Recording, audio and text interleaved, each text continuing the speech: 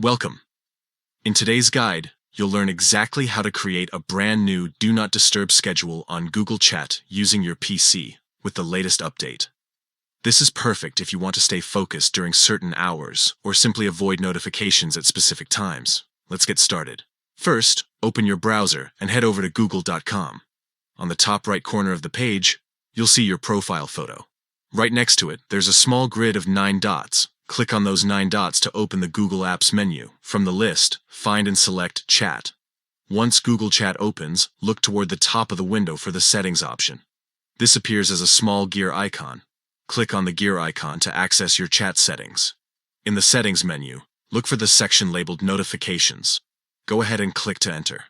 Inside the Notifications section, you'll see an option to create new. This is where you can set up your custom Do Not Disturb schedule. Click on Create New, and a menu will appear allowing you to select the exact period of time you want the schedule to apply. You can choose specific start and end hours, making it easy to block notifications during work sessions, late evenings, or any other time you prefer. In addition to time, you can also choose the specific days of the week when this Do Not Disturb schedule will be active. This is especially helpful if your routine changes between weekdays and weekends. For instance, you might want notifications blocked during work hours from Monday to Friday but turned on during weekends. Once you have selected your desired time period and days, click the Save button. Google Chat will now remember your settings and automatically mute notifications according to your custom schedule.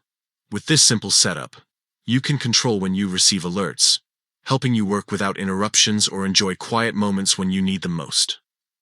This update makes it more flexible than ever to manage your focus time on Google Chat.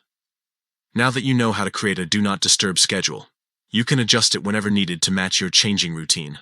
It's a small step that can make a big difference in keeping your workflow smooth and distraction-free.